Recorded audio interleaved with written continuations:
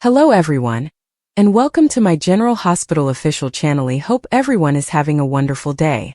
Before we begin, please hit the subscribe button and give this video a thumbs up. The air within Windermere was always thick with history, a chilling amalgamation of old stone, salt spray from the lake, and the lingering specters of its tumultuous past. It was a place built on foundations of madness, betrayal, and dark romance, and on this particular evening, it seemed the great house was preparing to add another harrowing chapter to its legacy. The news, delivered in frantic, hushed tones and then broadcast across Port Charles in a whirlwind of gossip and fear, was as simple as it was terrifying. In addition to Anna Devane, 2 more people had been kidnapped and brought to the brooding island fortress. The phrase "brought to Windermere" carried a weight unique to this city. It was not merely a change of location, but a descent into a gothic labyrinth from which some never truly escaped. The initial focus, understandably, had been on Anna. Anna Devane, the legendary former WSB agent, a woman of immense poise and capability, had been snatched from her life, a move so audacious it pointed to a foe of significant cunning and resources. Her absence sent ripples of panic through the foundations of Port Charles.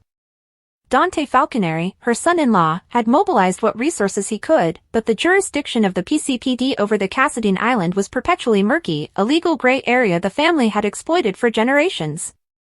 Laura Collins, the city's beloved commissioner and a woman whose own history with the Cassadines was woven into the very stone of Windermere, felt a familiar dread coiling in her stomach. It was a feeling she had hoped was consigned to her past, a cold echo from the days of Stavros and his obsessions. But the revelation that there were 2 other souls trapped within those walls shifted the dynamic entirely. It was no longer a targeted, if brutal, strike against a single individual. It was a gathering. A collection. And the question of who and why now hung over the city like a shroud. The spoilers, those tantalizing fragments of future narrative, offered no names, only the chilling fact of their existence. This ambiguity became a breeding ground for theories, each more frightening than the last.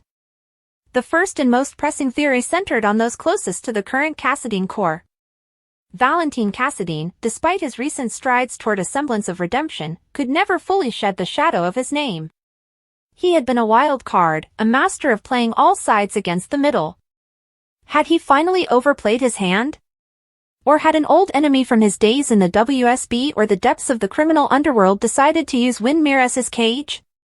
Then there was Charlotte Cassadine, his daughter, a young woman who had already endured more trauma and manipulation than anyone her age should. Her link to the Cassadine legacy was both a source of privilege and a target on her back. The idea of her being a captive in her own ancestral home was a particularly cruel twist that had Laura Collins reaching for the phone, her voice trembling as she tried to reach Valentine. Others looked toward the Quartermaines, whose fortunes and misfortunes were so often intertwined with the Cassadines. Could it be Lois Cerullo, whose vibrant spirit and connection to Brooklyn made her a potential pawn in a game targeting Ned or the power of ELQ? Or perhaps it was Brooklyn Quartermaine herself, whose recent successes in the music industry and with deception had made her a highly visible figure. Her kidnapping would be a blow to multiple sectors of Port Charles society, from corporate to entertainment. The medical community was not immune. The doctors of General Hospital often found themselves on the front lines of the city's chaos. Dr. Hamilton Finn, with his own complicated history and his relationship to Anna, could be a target. His daughter, Violet, though thankfully likely too well protected, represented a vulnerability of the most devastating kind. Dr. Elizabeth Weber, whose quiet strength had seen her through countless tragedies, had ties to the Cassadines through her sons and her own past. Her abduction would strike at the heart of the hospital and the Spencer family. And then there were the wild cards, the individuals whose presence in Windermere would be so shocking as to redefine the entire conflict. Could it be Sonny Corinthos? To kidnap the most powerful criminal element in the city and bring him to the domain of his sometimes ally, sometimes rival, Victor Cassadine's remaining network, would be a declaration of war unlike any other. Or perhaps it was Jason Morgan, the man whose very return from the dead had sent shockwaves through the city. To have him imprisoned in Windermere would be a symbolic victory for any enemy, a way to cage the legendary enforcer. The possibility of it being Carly Spencer, the woman at the center of so many storms, could not be discounted. Her fierce loyalty and protective nature made her a weapon that could be used against Sonny, against Drew, against a multitude of players. This proliferation of theories created a citywide atmosphere of paranoia. Trust, that most fragile of commodities in Port Charles, began to erode at an accelerated pace. Alliances were questioned. Motives were scrutinized. Every closed door, every whispered conversation, was viewed with suspicion. The knowledge that 3 people were suffering within Windermere, their identities unknown, made every family wonder if their loved one was the second or third victim. It was a psychological masterstroke by the unseen antagonist, a way to torment the entire community without having to lift a finger against them directly. Inside Windermere, the reality was both more mundane and more horrifying than any outside speculation. The grand hallways, lined with portraits of stern-faced Cassidines from generations past, felt like a gallery of judges presiding over a private hell. The air was cold, carrying the damp chill from the lake that seeped through the ancient stone walls. The only sounds were the distant cry of gulls, the mournful sigh of the wind through unseen cracks, and the heavy, echoing footsteps of their captors. Anna Devane, ever the professional, had used the initial hours of her confinement to assess her situation with a clinical detachment that belied her fear. She was being held in a room on the 3rd floor, one that was lavishly appointed but ultimately a gilded cage. The door was reinforced, the single window offered a breathtaking but useless view of the churning, gray lake, and the bars on it were a recent, unwelcome addition. She had tested the door, the walls, the floorboards, her trained eyes searching for any weakness.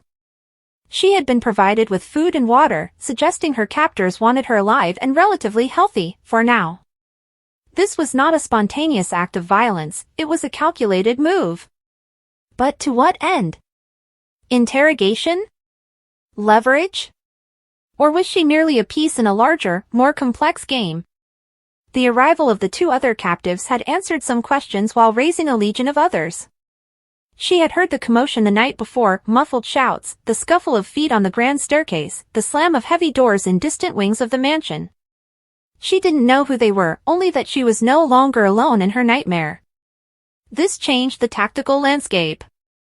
If an opportunity for escape arose, it would now involve coordinating with at least 2 other people, whose states of mind and physical condition were complete unknowns. Were they civilians, terrified and panicked? Or were they, like her, individuals with skills that could be turned against their captors? The not knowing was a potent form of torture in itself. In another part of the vast mansion, in a room that had once been a lady's sitting room but now felt like a tomb, the second kidnap victim was grappling with their new reality. Let us imagine, for the sake of this unfolding drama, that it is Dr. Lucas Jones. Lucas, a man of science and reason, found the gothic absurdity of his situation almost laughable, if it weren't so terrifying. He had been taken from the parking garage of General Hospital, a black bag thrown over his head, and transported in the trunk of a car to what he could only assume was a boat. The journey across the water had been brief but nauseating. When the bag was finally removed, he was in a room with faded velvet drapes and a cold fireplace. His mind raced. Why him? He wasn't a spy, a mobster, or a corporate titan. He was a surgeon. The only connection he could fathom was through his family. His mother, Bobby, had been a cornerstone of the city for decades, but she was gone. His sister, Carly, was a perpetual lightning rod for trouble. Was this about her? Was he a message to Carly? Or was it related to his work at the hospital? Had he inadvertently seen something or someone he shouldn't have? The lack of a clear motive was maddening. He tried to engage his captors, a pair of silent, grim-faced men who delivered his meals, but they offered nothing, not even a glance that acknowledged him as a human being. He was an object, a piece of property. He spent his days pacing the perimeter of the room, his surgeon's hands, tools of precision and healing, clenched into useless fists. The 3rd captive was being held in the old dungeon, a part of Windermere that the Cassidines preferred to pretend didn't exist, but which had seen more than its share of suffering over the centuries. This space was devoid of any gilded pretense, it was raw stone, damp earth, and the smell of rust and decay. Here, the chill was bone deep. Let us imagine this prisoner is Cody Bell. Cody, a man who had lived a life on the fringes, who had faced danger and desperation in many forms, found that nothing had prepared him for the sheer, oppressive weight of Windermere. He had been grabbed off the street near the Port Charles garage, a place he considered his own territory. The attack had been brutal and efficient. His captivity was different from the others. His guards seemed to take a particular pleasure in his discomfort, his meals were sparse and often spoiled, and the threats were more explicit. It was clear to Cody that he was considered the most disposable of the three. His mind, sharpened by years of hustling and surviving, worked overtime. Why was he here? What possible value did he have to these people? His connection to the Cassidines was tenuous at best, primarily through his friendship with Sasha and his complicated relationship with Mac and the police. Was it about the stolen jewels from months ago? Was it a warning to Max Scorpio? Or was it something even more obscure, related to his own mysterious past and the father he never knew? The pieces wouldn't fit. He was a grunt, a street-level player, in a game that was being played on a global, cinematic scale. The mismatch was terrifying. It meant the rules he understood didn't apply here. The separation of the three captives was clearly a deliberate strategy. Alone, they were isolated, vulnerable, and easier to break. They could not pool their knowledge, share their strengths, or devise a unified plan. They were three individual problems for their captor to manage, rather than a single, unified threat. This pointed to a mind that understood the psychology of imprisonment, that knew hope could be extinguished most effectively through solitude. And then, the question of the captor. Who could be behind this? The obvious suspect was a remnant of Victor Cassidy's organization. Victor's grand, world-ending schemes had been thwarted, but a man of his resources and fanaticism would have had contingencies, loyalists who had gone to ground and were now activating a new plan. Perhaps this was not about world domination, but about revenge, a punitive strike against those who had brought down their leader. Anna was a key figure in that fight. But why Lucas? Why Cody? Another possibility was a resurgent Stavros, or someone operating in his name. Stavros's obsession with Laura had been passed down, in a twisted way, to his son, Nicholas. The cycle of Cassidine madness was a vicious one. Could a new player be invoking the name and methods of Stavros to reignite old wars? The use of Windmere as a prison certainly fit his modus operandi. Or perhaps the mastermind was someone entirely unexpected, someone using the Cassidine history and infrastructure as a convenient backdrop for their own personal vendetta. The list of people in Port Charles with a grudge long enough and deep enough to orchestrate a triple kidnapping was dishearteningly long. From the ashes of Peter August's machinations to the fallout from Cyrus Renault's reign of terror, there was no shortage of candidates. Back in Port Charles, the search was escalating from a quiet investigation into a citywide crisis. Dante Falconeri, his face a mask of grim determination, stood over a map of the lake spread across his desk at the PCPD. "We have to get a team out there," he insisted to his mother, Laura. "We have probable cause. We have multiple eyewitness accounts of suspicious activity near the docks leading to Spoon Island." Laura's expression was pained, the weight of her dual roles as commissioner and Cassidine historian bearing down on her. "Dante, you know it's not that simple. Windmere is private property. The Cassidines have lawyers who will tie us up in court for years if we breach their sovereignty without ironclad evidence. Suspicious activity isn't enough. We need proof that a crime is actively being committed there right now. What more proof do we need?" Dante shot back, his voice rising. "Anna is missing. 2 other people are missing. And all signs point to that island." "Signs and feelings aren't evidence a judge will accept to storm a private residence," Laura replied, her voice steady but filled with a mother's anguish. She knew better than anyone what Windmere was capable of. "We are doing everything we can legally. We have wiretaps on the main landline, we're monitoring boat traffic, we're interviewing every informant we have. But if we move too soon and we're wrong, we lose any chance of getting them back safely. We tip our hand." The frustration in the room was palpable. The system, designed to protect the innocent, was now being used as a shield by the guilty. Or perhaps, by the mad. Meanwhile, in the corridors of General Hospital, the atmosphere was one of subdued panic. The staff was on edge, the rumor mill working overtime. Liesl Albrecht, her face etched with a rare and genuine fear, cornered Kevin Collins in his office. "They have her, Kevin," she said, her German accent thicker with emotion. "They have Anna. In that house of horrors. We cannot sit here and analyze our dreams while she is there. Kevin, ever the calm voice of psychiatry, tried to soothe her. Liesel, I share your concern. Deeply. But Dante and Laura are handling this. We must trust in the process. The process? Albrecht spat the word. The process is what allowed Victor to build his machine under the Metro Court. The process is what allowed Peter August to wreak havoc for years. I have seen what the process does. It creates paperwork while monsters act. Her eyes glinted with a dangerous light. It was the same light that had once made her a formidable enemy, but was now fueled by a desperate love for her friend. Perhaps it is time for less process and more action. In another part of town, at the Metro Court, Carly Spencer was pouring a stiff drink for herself and Sam McCall. The news had spread like wildfire, and the two women, both of whom had faced their own share of kidnappings and imprisonments, felt a cold dread. 3 people, Sam murmured, staring into her glass.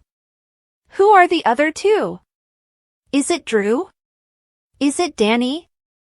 The possibility that it could be her son sent a fresh wave of terror through her. We can't think like that, Carly said, though her own mind was racing through a similar list of names: Joss, Michael, Donna, Avery. We have to be logical. This feels specific. It feels Cassadine.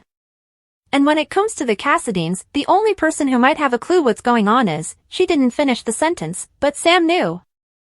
The same name was on both their minds, Ava Jerome. Ava, the current mistress of Windmere, was a wild card.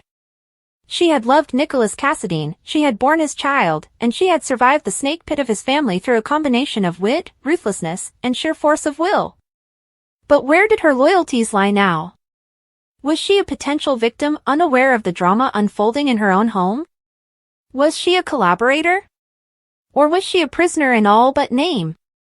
The scene shifted to the Jerome Gallery, where Ava was attempting to maintain a facade of normalcy.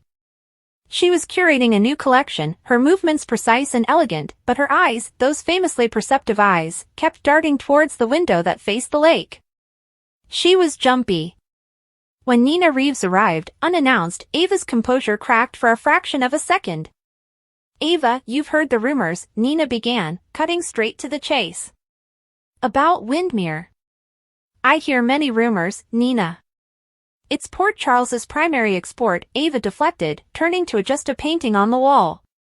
Don't play games with me, Nina insisted, her voice low and urgent. People are saying that Anna and 2 others are being held there. In your house. Do you know anything about this? Ava turned slowly, her gaze meeting Nina's. It was a look filled with a complex mixture of fear, defiance, and a deep, weary resentment. My house, she said softly. You think Windmere has ever truly been anyone's house?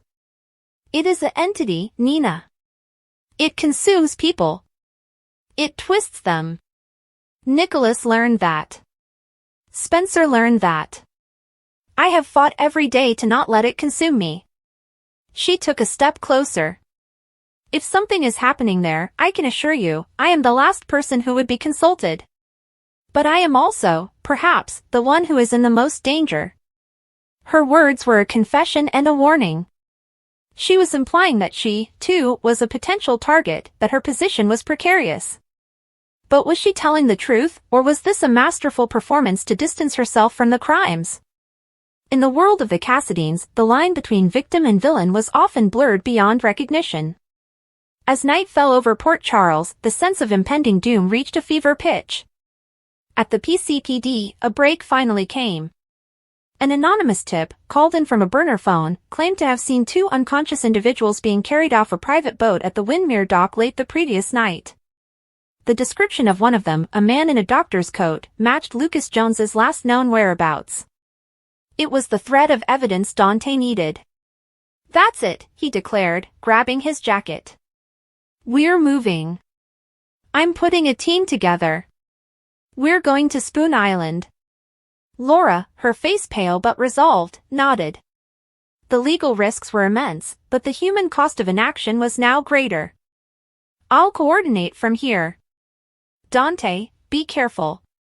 Assume everyone in that house is armed and dangerous. Simultaneously, a different, more clandestine operation was being organized. Liesl Albrecht, having found no solace in Kevin's counsel, had reached out to the only person she believed could operate outside the constraints of the process, Sonny Corinthos. In the back room of his coffee warehouse, Sonny listened as Albrecht laid out her fears and her plea. "They have her, Sonny," Albrecht said, her voice raw. "Anna. And others. The police are hamstrung by their rules. You are not. I am asking you. I am begging you to do what you do best." Sonny, his expression unreadable, poured 2 glasses of whiskey. He pushed one towards Albrecht. "Anna's a friend," he said quietly. "And nobody gets to turn my city into a hunting ground." He picked up his phone, his thumb hovering over a contact. It was time to mobilize his own resources. The PCPD would take the front door. Sonny Corinthos would ensure there was no back door for the kidnappers to escape through. Back inside Windmere, the 3 captives remained in their isolated cells, unaware of the forces converging upon their prison. Anna continued her methodical search for weaknesses, finding a loose nail in the floorboard that she carefully worked free. A small, pathetic weapon, but a weapon nonetheless. Lucas, in his room, had managed to pry up a loose piece of the ornate baseboard, hoping to find a way into the walls, or at least a place to hide if his captors came for him with more sinister intentions. Cody, in the dungeon, was using a sharp piece of stone to slowly, painstakingly, scrape at the rusted hinges of his cell door. It was a futile effort, he knew, but the action itself was a rebellion. It was a way to hold on to his sanity. The stage was set. The players were in position. In the grand, tragic theater of Windmere, a confrontation was brewing that would test the courage of the captives, the resolve of their rescuers, and the very soul of a city forever marked by the shadow of the Cassadine family. The spoilers had promised a kidnapping, a gathering of souls in the stone fortress. But they could not capture the full depth of the fear, the desperation, and the fragile, flickering hope that now burned within its cold walls. The truth of who was taken, and why, was a mystery still locked away, waiting for the storm to break. Drew's blood ran cold as he read the words again. He didn't need to guess what file they meant. Months ago, during his time working secretly to expose corruption tied to the military contracts, he'd uncovered classified intelligence evidence that could bring down powerful people. But someone else had kept a copy, and now they were using it to blackmail him. "You've got to be kidding me," he muttered, slamming his fist onto his desk. He couldn't risk the fallout, not just for himself but for everyone he cared about. Especially for Willow and Michael. He'd already caused enough damage to that family once. When Carly walked in moments later, she immediately sensed the tension. "Okay, you're either plotting world domination or you just got the worst text of your life," she said lightly, trying to break the ice. Drew forced a weak smile. "Something like that," he replied. Carly studied him. "You look like you haven't slept in days. What's going on?" He hesitated. Carly had been his anchor through everything, his prison sentence, the rebuilding of his life, but this time was different. If he told her, she'd try to help, and that could put her in danger. "It's just business," he lied. But Carly wasn't buying it. "Business doesn't make your hands shake like that," she said quietly. Drew turned away, shoving his phone into his pocket. "Drop it, Carly. Please." She crossed her arms, her voice softening. "You know I won't. Whatever's going on, we'll face it together." But Drew's eyes were cold, distant. "Not this time." He left the office without another word, leaving Carly standing there, confused and worried. She knew Drew well enough to recognize the signs. He was about to do something dangerous. Meanwhile, at the Quartermain mansion, Willow finally gathered the courage to tell Michael her news. She found him in the living room, deep in thought, staring at his laptop. "Hey," she began softly. He looked up, smiling faintly. "Hey, you. You look serious." She took a breath. "I have something to tell you." Michael immediately closed his computer. "What is it? Is everything okay?" Willow nodded slowly, tears forming again. More than okay, actually. Michael. I'm pregnant. For a second, silence filled the room. Michael blinked, processing her words. You're what? She laughed through her tears. Pregnant. We're having another baby.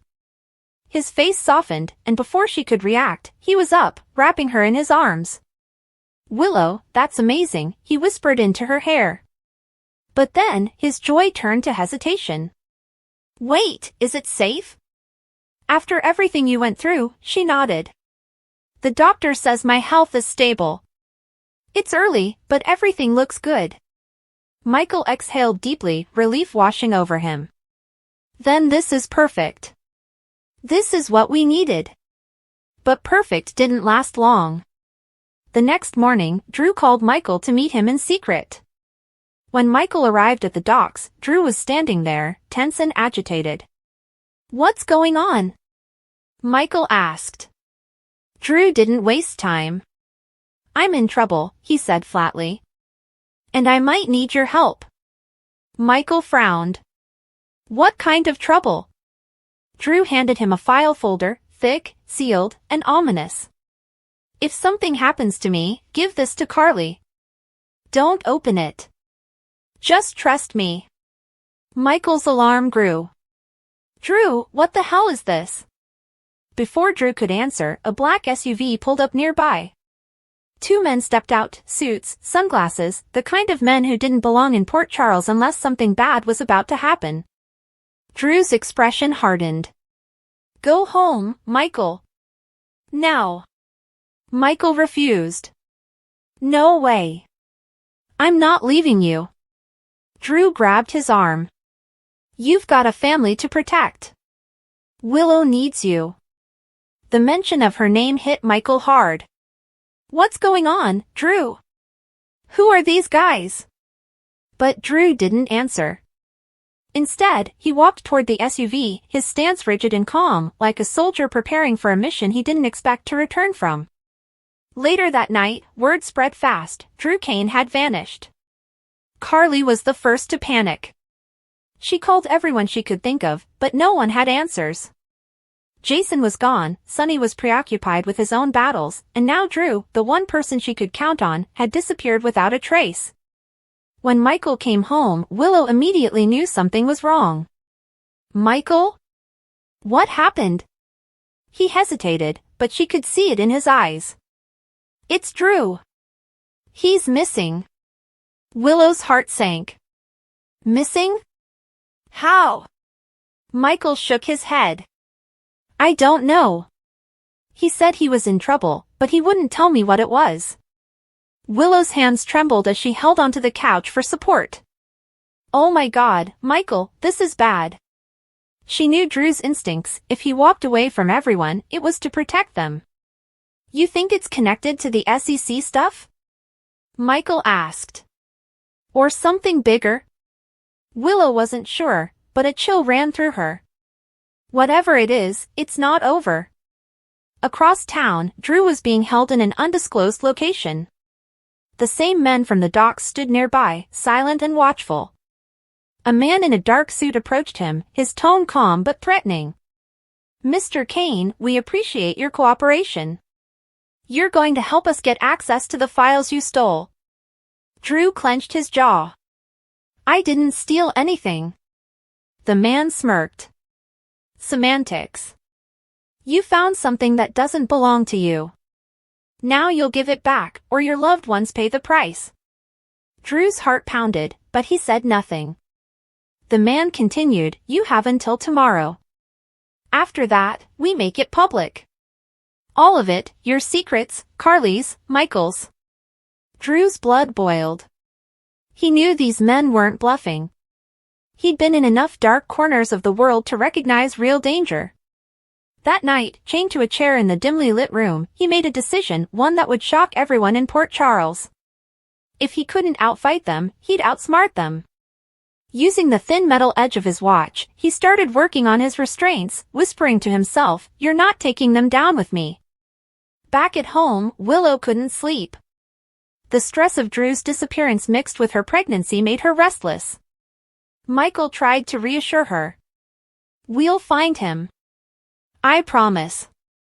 She nodded weakly, her hand resting over her stomach.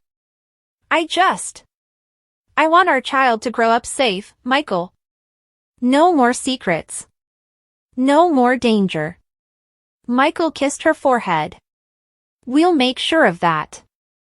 But deep down, he knew that in Port Charles, safety was a luxury few could afford. The next morning brought shocking news. Drew Kane was found, alive, but barely. The PCPD discovered him near the edge of town, beaten and disoriented. When Carly rushed to the hospital and saw him lying there, she nearly broke. "Drew," she whispered, clutching his hand. His eyes fluttered open weakly. "Carly. I had to do it." "Do what?" she asked, terrified. Drew looked at her with haunted eyes. "I destroyed everything. The files, the evidence. It's gone." Carly was stunned. "You mean the proof you had against them?" He nodded slowly. "It was the only way to protect you, all of you." She shook her head, tears streaming down her cheeks. "You could have been killed." He smiled faintly. "Wouldn't be the first time." Later, when Michael and Willow arrived, Drew could barely speak. Willow sat by his bedside, her heart heavy. "You didn't have to do this alone," she said softly. Drew met her gaze. "Yes, I did. Because you're all I've got left to fight for." Willow pressed his hand gently. "Your family, Drew. We'll get through this, together."